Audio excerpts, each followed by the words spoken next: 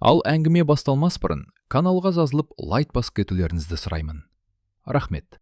Әлихан Амангелдіұлы Сәтбаев қара түсті Range Roverінде отырып, қыстың сұрқай тас жолына көз тастап келе жатты. Сулы қар төпелеп жауып тұр. Фаралар қараңғылықтан мұз бен лай араласқан жол жиегін әреңлік көрсетеді. Радио үнсіз. Антеннаны өткен аптадағы жұлып әкеткен, бірақ оны жөндеуге қол тимеген. Оның Ақмола облысының шекарасына жақын бір ауылда биік қоршаумен қоршалған үй бар еді.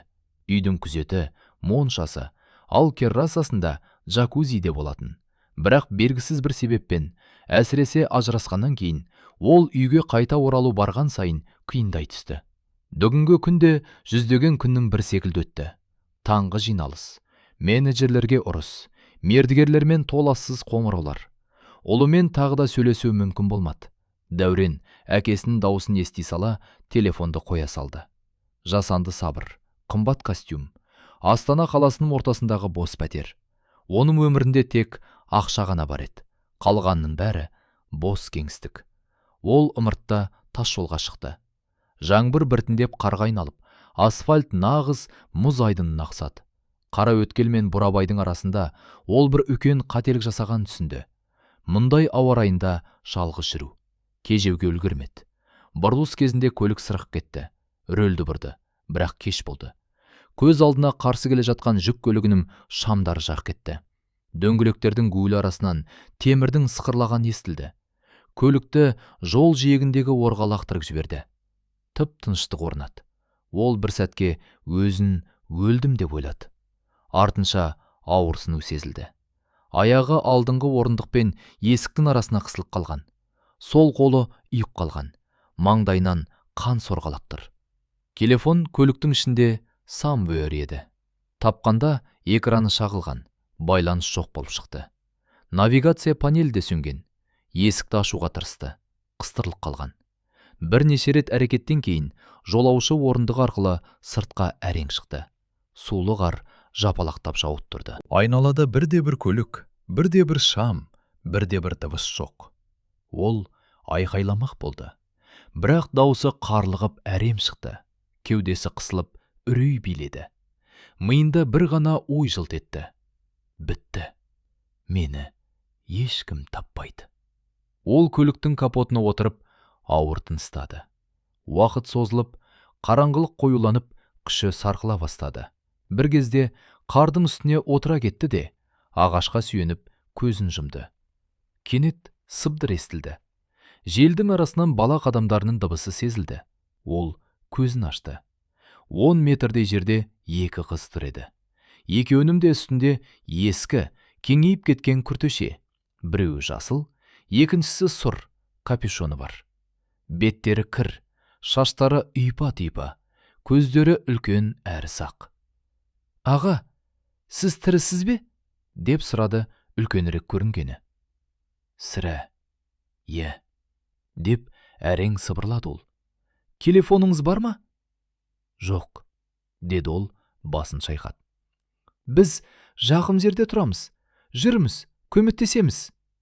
Оған жүру өте қиын еді. Қыздар бір-біріне қарап алды да, жақындап келіп, екеуі екі жағынан сүйеп тұрғызды. Аяғы қалтырап, арқасындағы ауырсыну жанын қинаса да, бұл екі нәзік қыздың күші таңғаларлықтай берік еді. Бір қыз оның қолын иығына салып сүйеді. Екіншісі арт жағынан белінен ұстап тұрды. Екеуі қарды кешіп, орман жаққа қарай жүрді. «Атыңыз кім?» деп ол әрем сұрады. «Мен Маржанмын. Бұл Мазерке. Біз апалы-сіңліміз. Ата-анамызды кейін айтамыз», деді қыздар. 10 минуттай жүрген соң, олар оны орман шетіндегі кішкентай, қисайып тұрған үйге алып келді.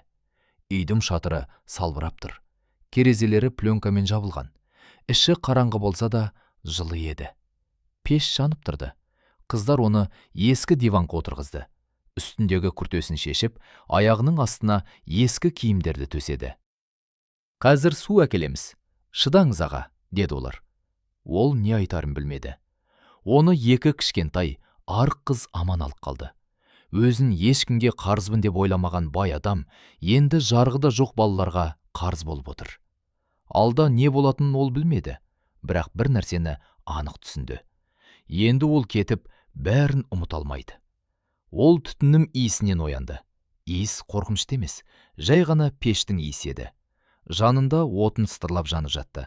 Басы әлі ауыр, ал денесі қатты шаршағандай сезілді.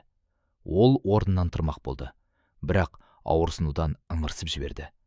Қабырғасы қатты ауырып, аяғы сыздап, сол қолы дұрыс қозғалмады. «Тұрмаңыз», деді бір қыздың даусы. «Сізге әзірге болмайды. Біз сізді маймен ысқылап, бинтпен таңып қойдық. Жата тұрмыз». Ол басын бұрды. Жанында орындықта бір қыз отыр екен. Пештің жарығы оның жүзін жарықтандырды.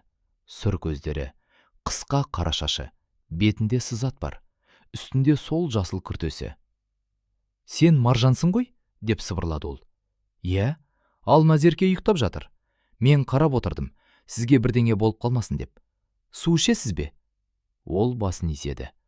Маржан оған темір кружка ұсынды. Су жылы екен. Ол бірнеше жытым ішті. «Мен мұнда қанша уақыт жаттым?» «1 тәулікке жуық. Кейде ұйықтадыңыз, кейде бірдеңелер айтып жаттыңыз. Біз сіз өріп кете ме деп қорықтық». «Мен қайдамын?» «Біздің үйдеміз, бірақ оны үйдеу қиын.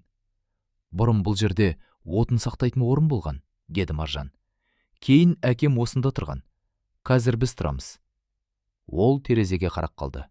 Терезедегі пленкадан күннің жарығы әрең көрініп тұр. «Үлкендерден тек атамыз ғана бар. Бірақ ол мұнда көп болмайды. Кетіп қалады, ішеді». Маржан оған бірден қарап, «Бірақ біз өзіміз күн көреміз, әрқашан солай», деді. Ол тағы сұрақ қоймақ еді, сол кезде бөлмеге екінші қыз кірді. Назерке Маржанға қатты ұқсайды, егіз сияқты. Тек шашы сәл ұзындау, көзі жұмсағырақ. Қолында ескі тостаған, ішінде ботқа бар еді. «Тамақ ішіміз, сонда күшіміз болады», деді Назерке. Әлихан қасықталды. Ботқа сәл тұзды, салқын еді, бірақ ол үндемей жей берді. Қыздар қарсы алдында отырып, оның әр қимылын бақылап отырды. «Сіз кімсіз?» деп сұрады Назерке. «Баймын», деді ол, ауырсынған күйі жымиып. «Қайдан білдіңдер?» «Сағатыңыз қымбат, күртеміз де, аяқ киіміңіз де жақсы», деді Маржан. «Бірақ өзіңіз жаман адамға ұқсамайсыз. Әдетте жақсы аяқ киім киген адамдар бізге қарамайды». Әлихан қасығын қойды. «Менің атым Әлихан. Астанада бизнесім болған. Жол апатына түстім. Сендер менің өмірімді сақтап қалдыңдар. Неге көмектестіңдер?» Маржан тыныш қана жауап берді. «Ал сіз не істер едіңіз? Жай өтіп кетер едіңіз?» Ол не айтарын білмеді. Иә, бұрын болса өтіп кетер еді. Сәл кейін ол айналасына қарады. Үй жартылай қираған. Жарық жоқ, су жоқ. Жылу тек пештен. Қыздар ескі матрастың үстінде, бірнеше көрпенің астында ұйықтайды. Азық-түлікте аз еді. Аздап жарма, бірнеше консерві, қатқан нан. Ол қыздардың өзі тамақ жемегенін байқады. Алдымен оны тойдырды. Таңғыштарына қарады. Бәрі дұрыс байланған. «Мұны қайдан үйрендіңдер?» «Кітаптан. Ал әжеміз бұрын медбике болған», деді Маржан. «Мектепке барасыңдар ма?» Назерке мұңайып жымиды. «Баратынбыз. Анамыз қайтыс болған соң атамызға келдік. Ол қазір мектепке уақыт жоқ», деді. «Ал қамқоршылық қызметші?» Қыздар бір-біріне қарап үрейленіп кетті. «Бізді ол жаққа бермемізші», деді Маржан. «Бізді бір рет алып кеткен. Ол жақта жаман болды. Бізді ұрды. Біз қашып кеттік». Әлиханның арқасынан суық өтті. Бұл жай әңгіме емес еді. Бұл балалар шын мәнінде өте қиын жағдайда өмір сүріп жүр. «Телефондарың бар ма?» «Жоқ, керек те емес. Бірдеңе болса, ауылға жүгіріп барамыз. Бірақ сирек», деді Назерке. «Ол жақта ер адамдар ашулы, ал әйелдер бізге кірдей қарайды», деді Маржан. Әлихан оларда еш жерден көмек күтудің мүмкін емес екенін түсінді. Бірақ соған қарамастан, екі баланың осындай жағдайда қалай тірі қалып жүргеніне ақылы жетпеді. Жылусыз, ересексіз, қорғансыз. «Атасы қайда?» деп сұрады ол. «Кеше мас еді, сосын кетіп қалды. Ақшасы біткенде келеді», деді Назерке. «Қазір сізге көрінбегені дұрыс. Неге? Ол сізді бөтен деп айтады. Ал бөтен адам проблема. Тағы ақша сұрауы мүмкін. Ол әрдайым солай. Әлихан жағдайдың өте тұрақсыз екенін түсінді. Ол тұра алмайды, кете алмайды, көмек те шақыра алмайды. Ал отырған үйінде күн сайын кез келген нәрсе болуы мүмкін. Бірақ ең қатты таңғалдырғаны, қыздардың еш шағымсыз, жыламай, бәріне төзіп жүрген еді. Олар кішкентай болса да, іштей ерте есейіп кеткен. Кешке Әлихан ұйықтап кеткенде, Назерке мен Маржан пештің қасында сыбырласып отырды. Ол қалғып жатып, сөздерін естіді. Ол кейін кетіп қала ма? Деп сұрады Назерке. Әрине, деді Маржан. Ал кетпесе ше? Онда абай бол керек. Ал егер ол жақсы адам болса ше? Көрерміз. Әлихан саусақтарын қысты. Ертең не боларын білмеді, бірақ бір нәрсені анық сезді. Бұл балалар оны бейжай қалдырмайды. Оның ішінде бір нәрсе байқалмай, баяу, бірақ тоқтаусыз өзгере бастады. Үшінші күні Әлихан өзі тұра алды. Аяғы әлі ауырып тұрса да, тұруға шамасы жетті. Қабырғаға сүйеніп, ақсаңдап жүрді. Денесін қайта басқара бастаған сезді. Таңертең Маржан мен Назерке үйде жоқ еді. Олар орманға отын мен су алуға кеткен. Әлихан үйді аралап шықты. Қабырғада шаң басқан ескі суреттер ілулі тұр. Біреуінде екі кішкентай қызымен бірге жас әйел. Олардың анасы болса керек. Екіншісінде әскери формадағы қабағы қату ер адам, атасы. Ас бөлмеде ештеңе жоқ. Шкафта жарты банка қарақұмық, екі қаптама арзан шай және қатқан бір үзім нан ғана бар. Сөренің үстінде дәптер жатты. Балалардың ұқыпты жазуымен бірдеңелер жазылған. Емдік шөптер, күн тәртібі сияқты. Отын, сенбі. Су, күнде. Пеш, күніне 2 рет. Бұл ересексіз, бірақ қатал тәртіппен құрылған өмір еді. Қыздар қайтып келгенде, суықтан беттері көгеріп кетсе де, қолдарында бір қап бұтақ пен суы бар фляға болды. Бір-біріне көмектесіп, күліп келе жатты. Әлиханның тұрғанын көріп, Маржан қолын шапалақтады. Сіз тұрыпсыз ғой, біз сіз тағы бір күн жатады деп ойлағамыз. Рахмет сендерге, деді Әлихан кідіріп. Сендер болмасаңдар, мен тірі қалмас едім. Назерке жымиды. Еш қиын емес, біз бұған үйренгенбіз. Сендер мұндайға үйренбеулерің керек, деді ол ақырын. Маржан иығын қиқаң еткізіп, пешпен айналыса бастады. Түскі ас кезінде Әлихан сұрады. Суреттердегі адамдар кім? Назерке басын изеді. Бұл анамыз. Ол қайтыс болды. Әкемізді түрмеге жапқан соң, анамызды бір туысы есірткіге үйретіп жіберген. Ол шыдай алмады. 29 жас деді. Маржан қосты. Ол кезде біз интернатта болдық. Кейін қашып шықтық, атамызды таптық. Алғашында ол жақсы еді, кейін іше бастады. Неге полицияға, қамқоршылыққа айтпадыңдар, деді Әлихан. Маржан оған тік қарап. Олар көмектеседі деп ойлайсыз ба? Біз ол жерде болып көрдік, интернатта. Ол жерде бізді ренжітті, деді Назерке. Күштілер әлсіздер тұратын. Тәрбиеші әжетхананы жууды мәжбүрлетін. Біз қашып кеттік. Әлихан үндемеді. Ол жүйенің қандай болатынын білетін, бірақ мұны 8 жастағы қыздың аузынан есту өте қорқынышты еді. Оның бұрынғы әдемі, бай, жайлы әлемі шындыққа шыдамай, быт-шыт болып жатқандай сезілді. Тамақтан кейін ол байлансыз деп көрді. Үйден шығып, жол бойымен жүрді. Байланыс жоқ. Қар басқан көлігі әлі орда тұр екен. Ол барып есігін ашып, рюкзағын алды. Ішінде төлқұжат, аздаған ақша, сағат және сынған телефон болды. Құжаттарды қайта жасырды. Іші тыныш емес еді. Кешке қыздар ұйықтағанда, ол пештің жанында жалғыз қалды. Ойлар тыным бермеді. Ол жай кетіп қала алмайды. Оларды мұнда тастап кете алмайды. Олар тозақта өмір сүріп жүр. Бәрі ұмытқан. Ал ол қасында қалған жалғыз ересек адам. Түнде бір шу оятты. Қабырғаның ар жағынан ер адамның қатты дауысы естілді. Қыздар бірдей оянды.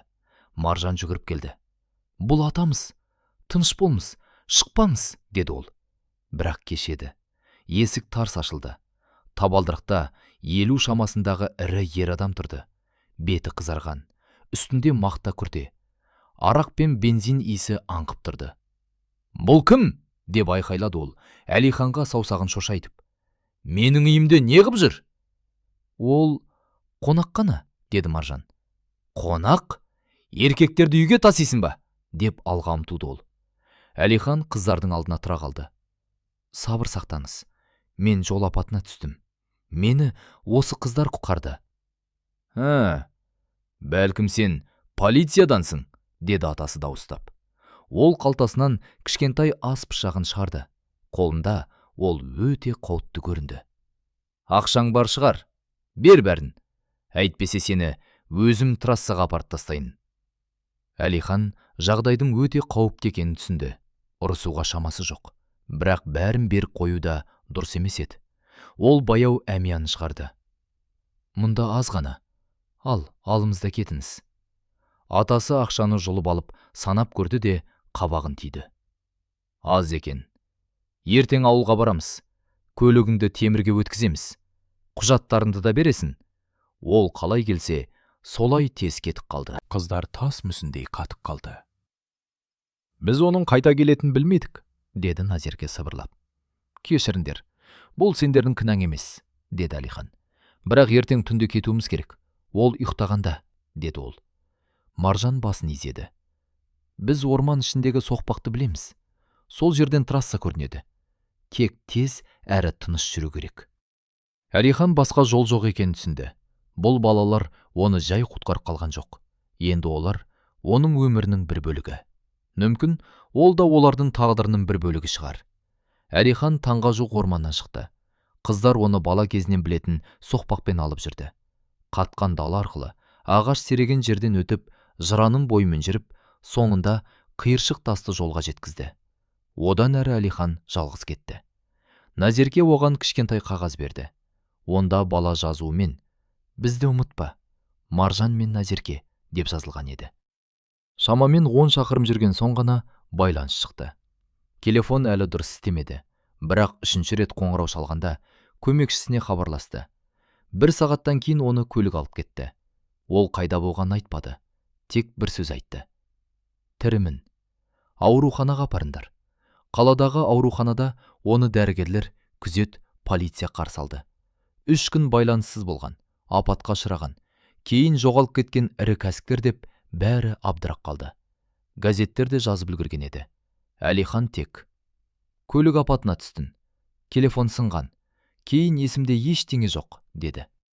Қыздар туралы да, үй туралы да, пышақ ұстаған мас ата туралы да бір ауыз сөз айтпады. «Өзіңді тұйық ұстап жүрсің», деді заңгері палатаға келгенде. «Сақтандыруға арыз бермейсің бе?» «Әзірге жоқ». «Баспасөзбен де сөйлеспейсің?» «Қаламаймын». 3 күннен кейін ол ауруханадан шығып, қала ортасындағы пәтеріне келді. Үлкен терезелер, қымбат жөндеу, капсулалы кофе, былғары диван. Бәрі бұрынғыдай. Тек өзі басқа адам еді. Кешке ноутбукты ашып, алғаш рет картаға қарады. Орманнан шыққан жерді іздей бастады. Спутник картасын қарады. Жол апатының деректерін тексерді. Камера жазбаларын есіне түсірді. Атаулар ойына келе бастады. Каменка, ескі соқпақ, Таңқурай көлі. Ақыры орнын тапты. Қай аудан екенін де білді. Ертеңіне сол жаққа өзі барды. Оның жоспары анық еді. Үйді табу, қыздарды алып кету, тиісті органдарды шақыру, қамқорлық рәсімдеу. Қажет болса асырап алу. Ақшасы да, мүмкіндігі де бар еді. Енді мақсаты да пайда болды. Ауыл әкімшілігінде оны күдікпен қарсы алды. Қымбат пальто киген, қала нөмірлі көлікпен келген ер адам. Әлихан төлқұжатын көрсетті де: «2 қызды іздеп жүрмін. Маржан мен Назерке. Шамамен 8 жаста. Жеке үйде. Қарт адаммен тұруы мүмкін», деді. Хатшы иығын қиқан еткізді. «Мұндай балалар бізде көп». «Ал нақты қай жерде?» деп сұрады Әлихан. «Білмеймін. Бірақ ол жақта менің тастап кеткен көлігім тұр. Range Rover. Шақырту болған-болмағанын тексере аласыз ба?» Ол телефоннан суретті көрсетті. Ер адам қарап басын изеді. «Бұл Рождественка жақта. 1-2 күн бұрын ол жерге шақырту болған. бір қарияны сарайдан өлі күйінде тапқан, үсіп қалған сияқты. Әлиханның іші қысылып кетті. Атасы қайтыс болған еді. Бұл хабар бір жағынан ауыр болса, екінші жағынан жаңа сұрақтар туғызды. Қыздар қайда? Оларды біреу іздеп жүр ме өзі? Көлігі ол жерден әлде қашан эвакуацияланған екен. Үй бос тұрды. Керезелері сынған, іші қараңғы. Киімдер шашылып жатыр, пеш суық қалған, матрас еденде жатыр. Адам тұрған ізде қалмаған. Балалар туралы нақты ешкім ештеңе айта алмады. Біреулер балалар үйіне алып кеткен шығарды десе, енді біреулер қашып кеткен болуы мүмкін деді. Әлихан бірнеше балалар үйіне қоңырау шалды. Көбі ақпарат беруден бас тартты. Бір жер ғана тексеріп көретінін айтты. 2 күннен кейін оған қайта хабарласты. Маржан мен Назерке деген 2 қыз бар. Олар Рязань жақтағы балалар үйіне түскен. Жағдайлар жақсы, жарақат жоқ.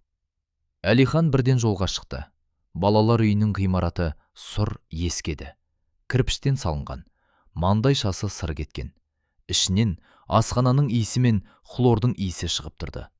Қабылдау бөлмесінде оны 50 шамасындағы көзі шаршаған әйел қарсы алды. Сіз туысысыз ба?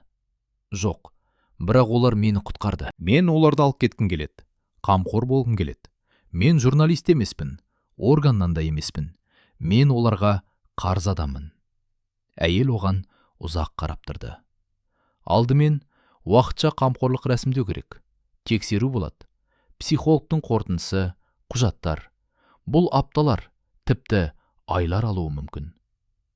Осы уақыт ішінде оларды басқа жерге ауыстырып жіберуі мүмкін, немесе басқа біреу алып кетуі мүмкін, деді Әлихан.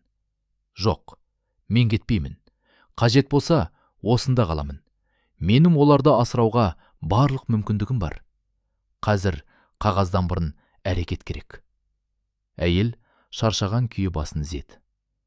Мұндайларды көп көрдім. Бір аптадан кейін жоғалып кететіндер болады. Немесе жауапкершіліктен қорқатындар. Мен жоғалмаймын, деді Әлихан. Ол өтініш қалдырды, құжат тапсырды, анықтамалар әкелді. Өмір бойы жек көріп келген жүйенің ішіне өзі кірді. Бірақ бұл жолы пайда үшін емес, балалар үшін. Алғаш рет кездесуге рұқсат берілгенде Әлихан не айтарын білмеді. Қыздар бос сыныпта кішкентай диванда отырды. Мектеп формасында, шаштары таралған, үндемей отыр.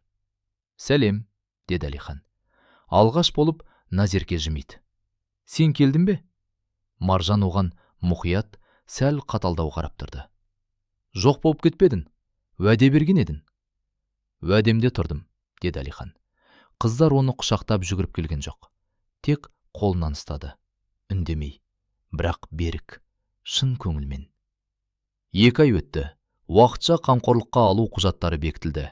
Әлиханды қатты тексерді. Комиссиялар, психологтар, әлеуметтік қызметкерлер. Ол бәрін тапсырды. Анықтамалар, қорытындылар, банк үзінділері, мінездемелер. Тіпті жас қамқоршыларға арналған курстан да өтті. 2 демалыс күнін балалар психологиясы мен тәрбие туралы лекцияларға арнады. Бұрын болса, бәрін тастап кетер еді, ал қазір тыңдап, жазып отырды. Қыздар оның қала сыртындағы үйіне көшті. Бұрын ол үйге тек демалыс күндері ғана келетін. Енді сол жерде тұрақты тұрды. Таңертең өзі таңғы ас дайындайды. Жұмыртқа, ботқа, кейде құймақ. Назерке тез үйреніп кетті. Өз үйіне келгендей. Маржан баяу үйренді. Сабырлы болды. Бірақ күн сайын жылырақ бола бастады. Олар енді орманда өмір сүрген, үнемі сақ отырған балалар емес еді. Біртіндеп жай ғана қыздарға айналды. Күледі, дауласады, оқиды. Жаңа мектептегі бірінші күні Маржан сұрады. Егер бізді тағы алып кетсе, біз үшін күресесің бе? Әлихан оның көзіне тура қарады. Иә, соңына дейін. Уәде берем. Әлиханның ұлы Дәурен бұл жаңалықты ауыр қабылдады. Олар 5 жылға жуық сөйлеспеген еді. Ажырасу, реніш, ұзақ үнсіздік. Әкесі 2 бөтен қызды қамқорлығына алғанын естігенде, ол қысқа ғана жазды. Есімнен адастың ба? Әлихан ақталмады. Тек қонаққа шақырды. Дәурен демалыс күні келді. Каршерингпен келді. Бөтен адамдай. Алғаш болып қарсы алуға Назерке жүгіріп шықты. Ол қонақтардың бәрімен амандасуды әдет қылып алған еді. Маржан есіктің артына тығылып қалды. Әлихан есікті ашты. «Бұл сенің ұлың ба?» деп сыбырлады Маржан. «Иә, қаласаң танысайық. Алдымен қарап алайын». Кеш ауыр өтті. Дәурен үндемей отырды. Сосын тура сұрақ қойды. «Мұны не үшін істеп жүрсің?» «Өйткені бұрынғыдай өмір сүре алмаймын», деді Әлихан. «Өйткені олар бір күні менің өмірімді сақтап қалды. Өйткені мен саған әке бола алмадым. Енді бір рет болса да қашпай қалғым келеді». Дәурен үнсіз қалды. Сосын орнынан тұрып оны құшақтады. Ұзақ уақыттан бері алғаш рет. Сөзсіз, әке мен баладай. Өмір бірден мінсіз болып кеткен жоқ. Маржанда ұстамалар болды. Түнде айқайлап оянатын. Атасының айқайын, анасының жоғалып кеткенін есіне түсіретін. Назерке қатты дауыстарды естісе, бірден тұйықталып қалатын. Ондай кезде онымен жайлап сөйлесу керек болатын. Кейде ұзақ әңгімелесетін, кейде тек қасында үнсіз отырып қоятын. Әлихан екеуін балалар психологына жаздырды. Қолдарынан ұстап, қабылдауға, дәрханаға, мектепке, үйірмелерге өзі апаратын. Ата-ана жиналысында тұрып, баға үшін уайымдаудың не екенін де сол кезде білді. Кейде жұмыстан хабарласып, қайта келуін сұрайтын, бірақ ол бас тартты. Бизнесінің жартысын сатып, басқарушы қойды. Ақша жеткілікті еді, ең бастысы уақыт болды. Ол қыздардың махаббатын сатып алуға тырыспады. Қымбат телефон, гаджет, полып тұрған ойыншық алған жоқ. Әрқайсысына бір жаңа сөмке, жақсы қысқы аяқ киім алып берді. Қалғаны көңіл бөлу, бірге таңғы ас, серуен, үй жинау. Үй біртіндеп тіріліп кеткендей болды. Әлихан бұрын жоғалтқан өмір қайта оралғандай сезінді. Көктемде олар көлге барды. Барлығы басталған жерге. Әлихан ол жерді әдейі сатып алды. Ескі лашықты бұзды. Оның орнына мықты шағын үй салды. Балалар алаңын, орындықтар қойды, пеш орнатты. Ағашқа бір тақтайша ілді. Бұл жерден өмір басталады. Қыздар бірден танымады. Кек бұрынғы сарай тұрған жерге келгенде Назерке тоқтап қалды. «Осы ма?» «Иә, осы», деді Әлихан. Маржан айналып жүріп, сол күні Әлихан жаралы күйде отырған жерге келіп тоқтады. «Біз келмесек, сен сол күні өлер едің», деді ол. Әлихан басын изеді. «Ал біз бәрібір келер едік. Басқаша жасай алмайтын едік», деді Маржан. Мамырдың соңында Әлихан ресми түрде асырап алу құжаттарын тапсырды. Қағаз жұмысы тағы 2 айға созылды, бірақ ол бәрінен өтті. Сотта судья папканы қарап отырып қыздардан сұрады. «Әлиханды әкем болсын дейсіңдер ме?» Назерке бірден басын изеді. Маржан сәл ойланып, барып келісті. Сосын Әлиханға жақындап, «Тек жоғалып кетпеші», деді. «Ешқашан», деді ол. Сол күні үшеуі террасада шай ішіп отырды. Күн батып бара жатты. Назерке өміріндегі алғашқы итті құшақтап отырды. Маржан альбомға сурет салып отырды. «Әке», деді ол кенет, «сен енді бақыттысың ба?» Әлихан ойланып қалды. Бұрынғы өмірі есіне түсті. Офис, есептер, кештер, бос таныстықтар, ішкі бос кеңістік. Сосын сол қысты есіне алды. Орман, ор, сынған көлік, кішкентай қолдар, оны сыртқа сүйреп шығарған 2 қыз, өмірге қайта әкелген 2 көз. Ол екеуін де қатты құшақтады. Үндемей. «Иә, енді иә».